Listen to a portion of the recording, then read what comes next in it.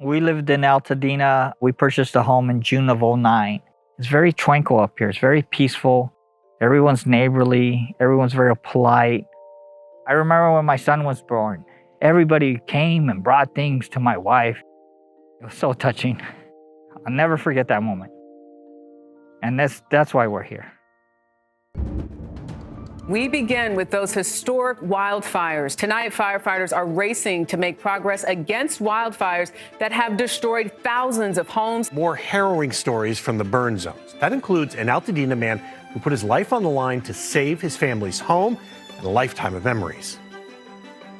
Initially, I wasn't too worried because we went through the 2011 fires and they evacuated us, but when we came back, everything was fine. Obviously, we had smoke, but this time seemed different. It was almost like the perfect storm.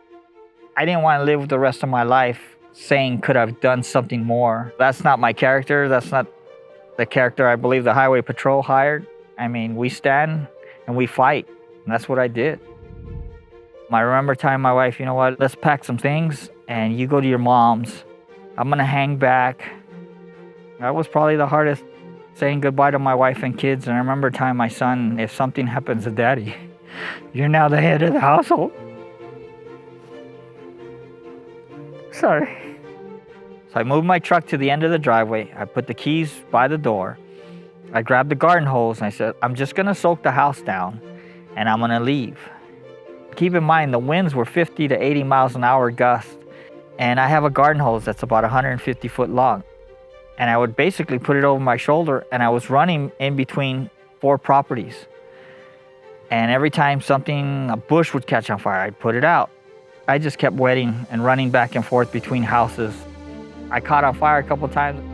I've never been in war, but if someone were to describe what war is, that's the only thing I could say. When I got the majority of the hot spots, I walked into the house and I physically collapsed on the couch. I can tell you God was with me, because I was laying on the ground a couple times where I didn't know if I was gonna get up. My wife didn't know if I was alive or dead from the previous day, from like 6:30 at night.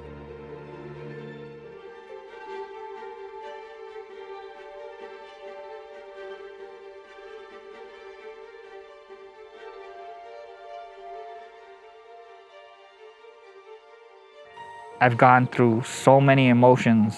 My wife says, you don't have a reason to feel guilty. But to me, I do, because I wasn't able to save the houses I was trying to save. I saved 3 out of 4. Some people say that's good, but to me, it wasn't good enough. And that's just what I live with, you know. And my neighbors have always been there for me and my children. You never forget their birthdays. They're always there. I don't consider myself a hero. The people I consider a hero are the people that go out every day, risk their lives, like my fellow coworkers, the ones that wear the badge. Those are the true heroes. When I put on my uniform, I take pride. I have CHP pride in me.